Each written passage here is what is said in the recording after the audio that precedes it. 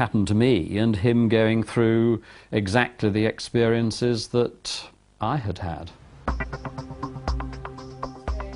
Which is exactly the view taken in Holland, where local TV news reports detailed his arrest. To journalists, there was every reason to suspect a miscarriage of justice being fueled by a frenzied British media. Dutch people were saying on internet forums, you know, if you would read that, they were saying, well, he might be innocent. They arrested the landlord and he was innocent too. Maybe the police are under a lot of pressure. You know, there was a lot of speculation going on and a lot of disbelief going on, a lot of doubt going on in the Netherlands about this man's guilt, yes. And in his hometown of Uden, similar support for a family now under siege from the British press. They were already under a lot of pressure because they didn't really understand why Vincent Tabak had been arrested. They didn't know anything about it. And of course they believed their brother and their son to be innocent. They even went on television and claimed it. And it was just a British media circus around them that they weren't used to and that certainly Holland is not used to. The Tabak family is convinced that the media, focusing on Vincent alone, might ensure that he's found guilty. It was 7 o'clock in the morning, live. They're convinced he's innocent. In Holland, the sort of coverage both Chris Jeffries and Vincent Tabak had endured is not allowed. One of the targets we had was to get the British press away from their houses, from their gardens, from their children, as they were in Holland already. Very massively. So this kept going on and on and on. The more the press made noise about the story, the more the Tabaks supported their son.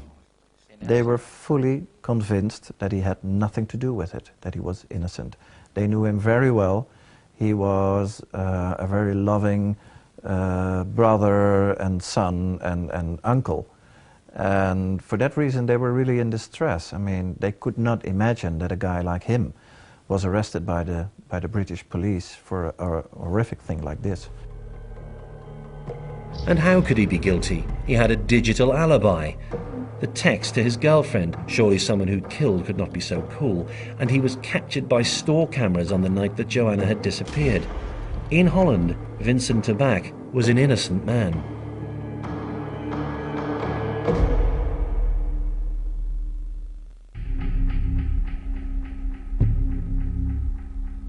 Now in custody, Vincent Tabak is being anything but helpful with police inquiries.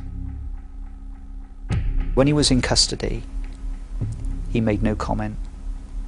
And initially when he was in custody, we had the forensic evidence, the DNA that I spoke about on her body, and the statement that he'd made to the police on the 31st of December.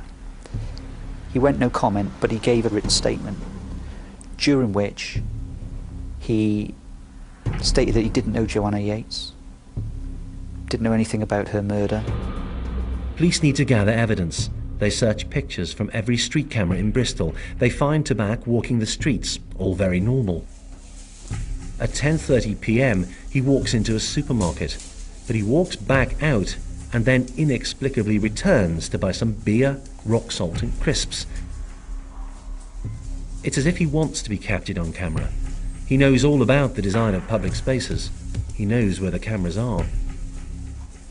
My view was that he made that trip to Asda to form an alibi if he needed it, an alibi for why his car was out, a route that he took where there was a lot of CCTV, the fact that he was making a text message underneath a CCTV camera. These were all things to put him out and about as an alibi. He kept in contact with his partner and sent what is now a particularly pertinent text to her at a time when Joe would have been dead. After his arrest, police forensically investigate Tabak's computer. They find evidence of a man with secrets. Well, there was a substantial amount of material found on Vincent's laptop, which contained extreme pornography. Vincent Tabak's use of internet for porn and for a secret life does seem to have been something that he protected and was hidden. As well as searches for pornography, police uncover Tabak's fascination with Joanna Yeates' disappearance.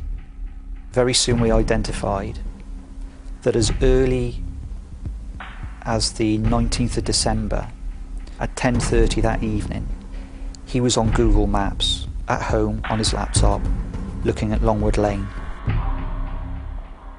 What it showed was that he had an interest in the situation at a time when everybody else, Joe's family, partner and the police, were still treating this as a missing person inquiry. Earlier DNA discoveries link Tabak to Joe's body, but they're not conclusive. Police need a breakthrough, or they may have to release him. An intense search of the car that he drives yields results. One of the CSIs identified some microscopic areas of blood in the boot of that car.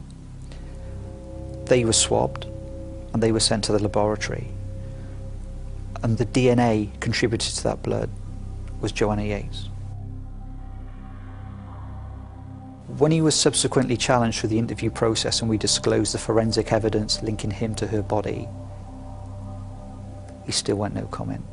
And the initial indications from the computer of what he'd been viewing, then clearly the evidential case was even stronger. And he was in a very difficult position then, but he still chose to say nothing. Police are gathering evidence against Tabak that he still refuses to admit that he played a part in the murder of Joanna Yeates, until a meeting whilst in custody. When he was on remand at Long Lartin Prison on the 8th of February, he disclosed to a chaplain at the prison that he was going to plead guilty to the killing of Joe. Vincent Tabak may well have now admitted that he killed Joanna, but he had not confessed to murder. On his laptop, police uncover revealing internet searches about the nuances of English law. He was already devising a plan for how he could get off with a lesser offence. And he was researching, both at work and on his personal laptop, the differences between murder and manslaughter. Vincent Tabak intended to argue that he killed Joanna Yeates by accident. I don't think any of us in the prosecution team could conceive of a situation where somebody who is a foot taller and an awful lot stronger and bigger than Joe would have accidentally put his hands around her throat and throttled her for about 20 seconds until she collapsed. We felt he was trying it on. I think he felt that, well, with the cost cutting that goes, hearing about the newspapers and so forth, they'd take the easy option and jail him for a few years.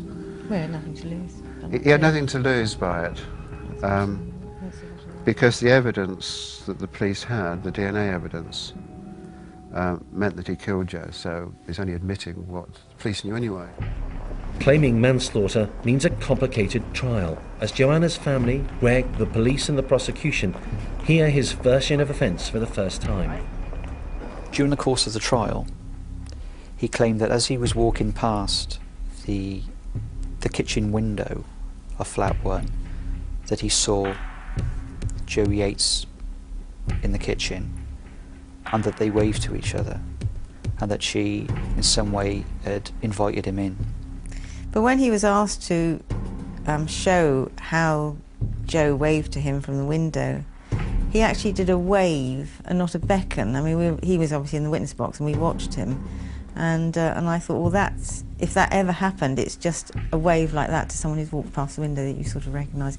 It wasn't a beckon at all, and when he actually did it, he didn't do that. That's what he claimed during the trial, and that she opened the door and he came into the premises, and then they chatted for 10 to 15 minutes in the kitchen, and she made a flirtatious comment to him and he went to try to kiss her.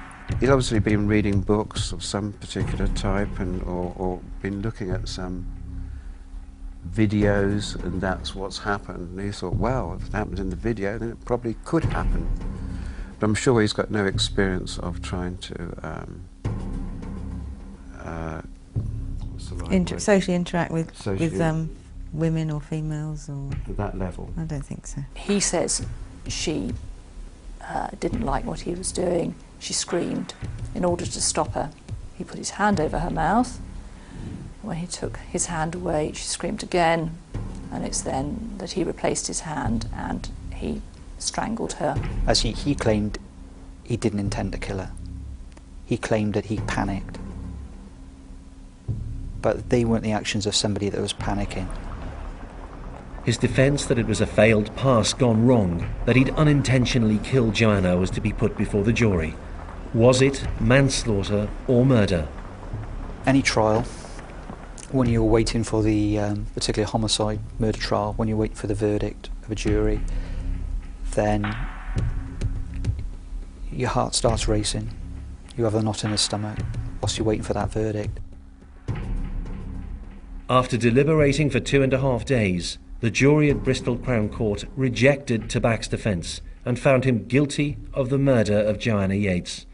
He was sentenced to life with a minimum tariff of 20 years.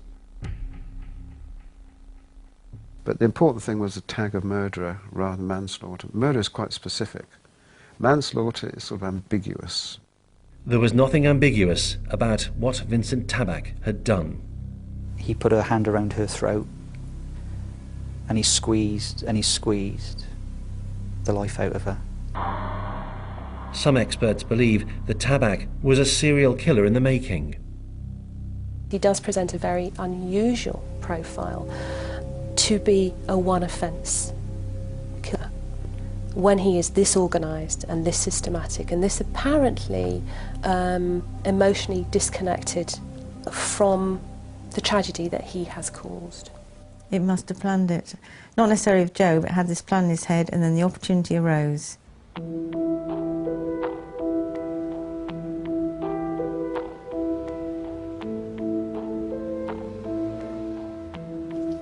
Joanna planted a mini garden outside her flat in Canning Road.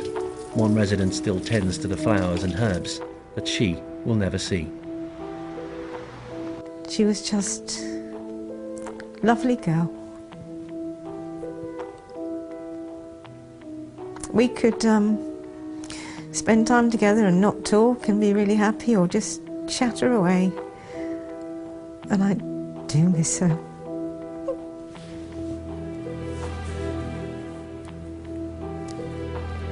And hopefully, when I think of her, I'll be able to be happier, but currently haven't got through to that bit yet.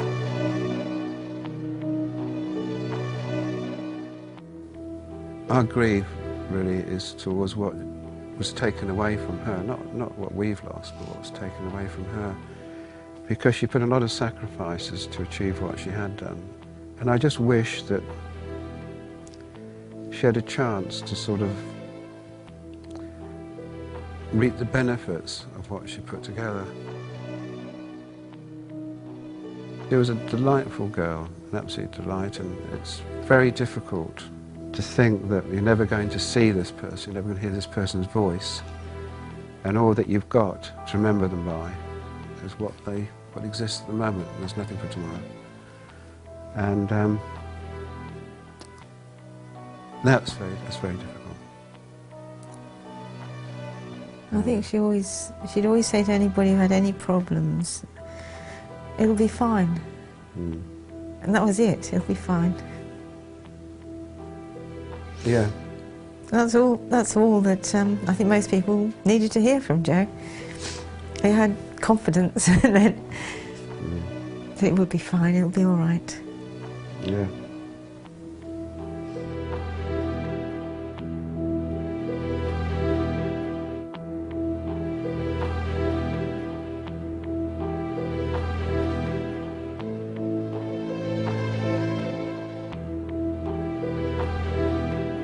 Just one day before the guilty verdict on Vincent Tabak, the most notorious child killer in British history was convicted of his fourth murder.